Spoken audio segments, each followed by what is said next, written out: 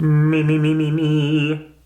Hi everyone, Anthony Fantano here, the internet's busiest music nerd, and it's time for a review of the Soft Moon Zeros. The Soft Moon is the musical project of Luis Vasquez. This is his sophomore full-length LP, and I'm really loving the influences that go into this album and the style it adds up to.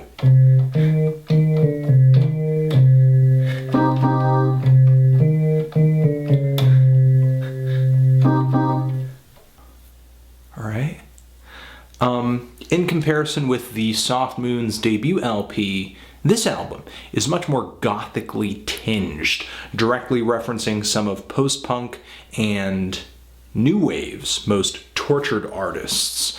Joy Division, Bauhaus, Suicide. I would even say from the texture, the sonic textures in some of these tracks, Throbbing Gristle could be an influence as well. If you listen to this LP, you're pretty much going to get a bunch of leather-clad dance rock songs that are kind of repetitive and for the most part instrumental. And between the 10 tracks on here, Vasquez creates some pretty awesome groove-based atmospheres that authentically sound like they are coming from the era of music he's mimicking. The song Machines certainly earns its name. I mean, the track sounds like an industrial dance party on a strobe-lit factory floor. All the rhythms just are clanging and banging. There's some very dark and murky synthesizer and bass on this track too, and the gate is adjusted too on the drums to kind of get a big sharp sound. In a way, a perfect combo of dancing and darkness, perfect for the Halloween party you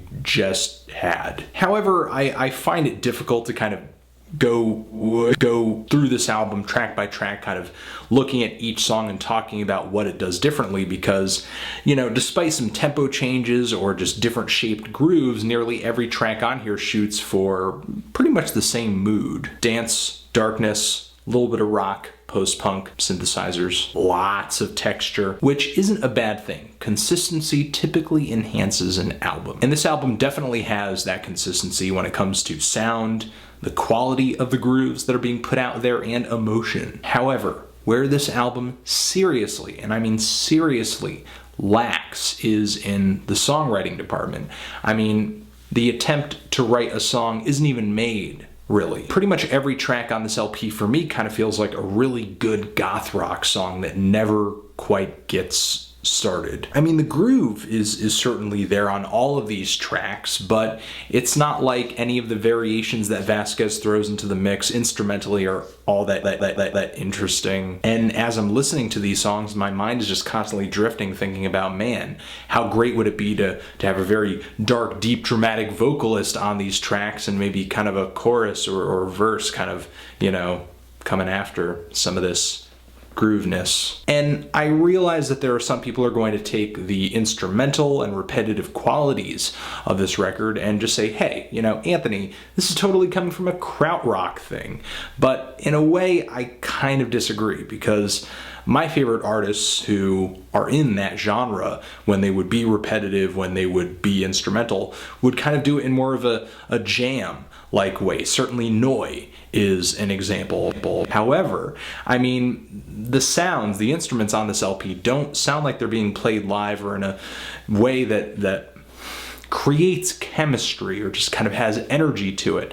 To me, a lot of these instrumentals sound like they're just copied and pasted, just kind of taking chunks of riffs and just looping them over and over and over, either in a bedroom or a semi-professional studio. And that really sucks the viscera out of a lot of these grooves and makes them kind of uninteresting to listen to for more than 2, 3, or in some cases on this LP, 4 minutes. And that issue is certainly universal on this entire LP. I mean, I'm really caught by the sounds that this album is putting forward, but once I try to dive in, you know, I discovered that this big, dark, murky body of water was in fact just like a puddle. There are just a lot of things that weren't on this LP for me.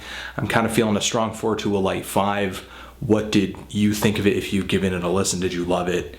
Hate it? Why? And what should I review next? Anthony Fantano, The Soft Moon, forever.